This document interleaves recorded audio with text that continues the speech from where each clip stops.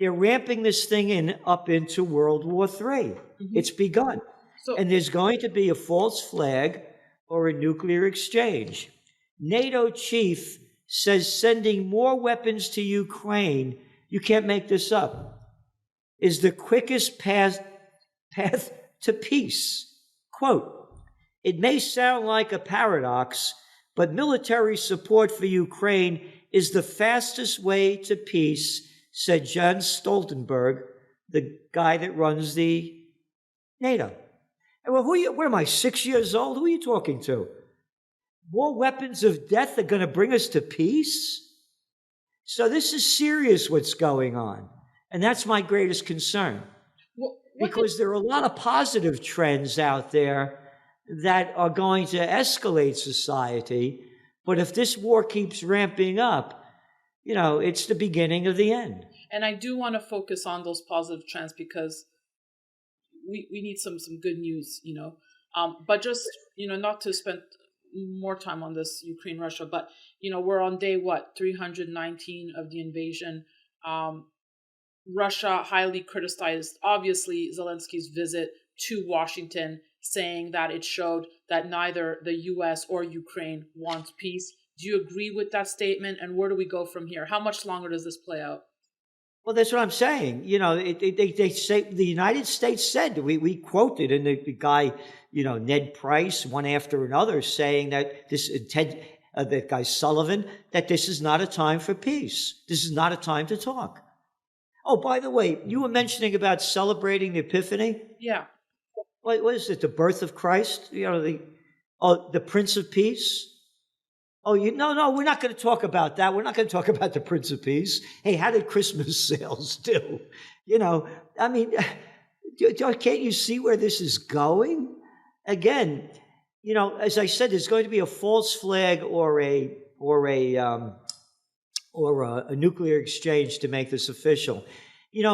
They said that the World War II began when the Japanese bombed Pearl Harbor. You go back to July 1941. Do you know what happened?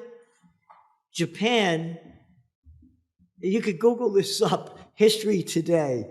Japan had the nerve to go into French Indochina. And Franklin Delano Roosevelt took all the assets of Japan that they had in the United States because they went in there because they were going to go into China. So they took over French Indochina, and they cut off all the oil supplies, 88% of the oil supplies going into Japan. And Japan needs 100% of the oil. And Japan's trade dropped by 3/4.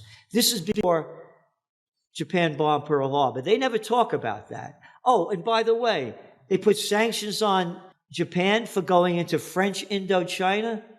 What were the French doing over there in Vietnam, Cambodia, and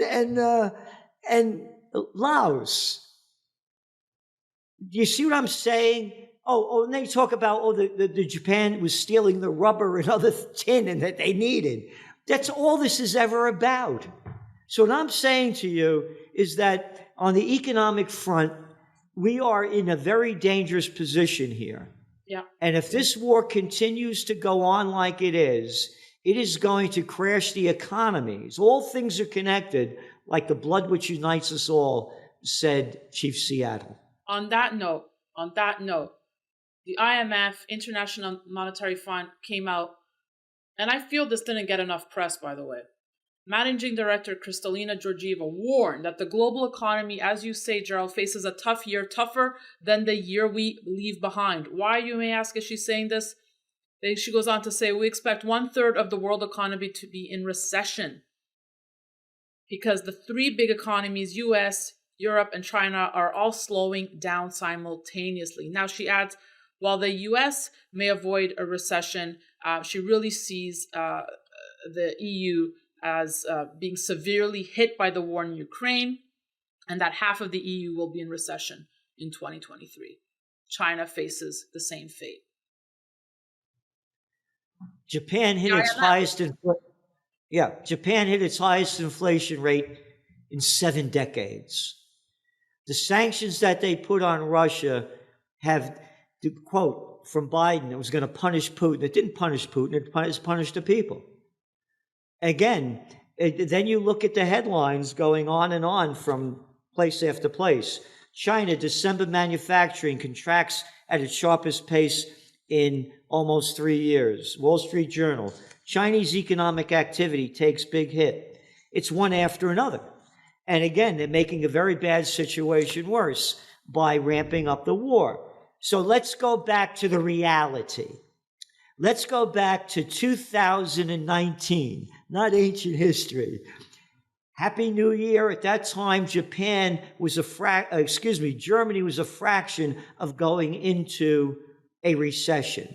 Let's go back to September of 2019. Hey, remember the repo markets where the Federal Reserve dumped in $10 trillion between September 2019 to January 2020 so they could keep pumping up the markets because they needed more cheap money?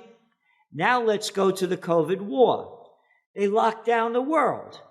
And we're talking about why China's in so much trouble with their zero COVID policy. The businesses that they've destroyed in China and around the world are incalculable. Oh, you're talking about Italy? Now they're talking about Italy, and I think it was the IMF or one of them just came out, that they're facing the worst financial crisis of all of them concerning their debt level. Yeah. And look at what's happened to the businesses. So now let's put it all together. We're looking at what happened and why it happened. So when they began the COVID war, they locked down everything. Stay at home. You can't go to work, but hey, here's some cheap money for you. Here, go on. Shut up. Here's some money. You got a business here. We're going to give you money. Oh, we're going to print, we're going to go to zero and negative interest rates. Well, they stayed on negative interest rates, what, in Europe for how many years? Oh, only 8. In the United States, zero interest rate policy. The market should have crashed in 2020. No, we had a real estate boom. We had a high-tech boom. People were buying and fixing up. Here's more cheap money. Here's cheap money. But now, let's go back to the facts. We had the BS from Janet Yellen. Oh, by the way, taken over by the Federal Reserve because she was the head of the Fed and now our Treasury Secretary, along with the guy playing the Fed head, Powell, going on for almost 2 years. Celente, you're full of baloney, and so are you other people. There is no inflation. It's only temporary. No. It's only transitory. They lied about it. They knew it was real. Same thing with Lagarde. So they could keep pumping in that cheap money. Now, here's the big lie. Now they're saying inflation will get better because it was only caused by the supply chain disruptions, not our cheap money and our zero interest rate policy. You see where this is going? So here's the deal. If the Federal Reserve raises interest rates in February 1st, even 25 basis points, it's going to keep pushing the markets down.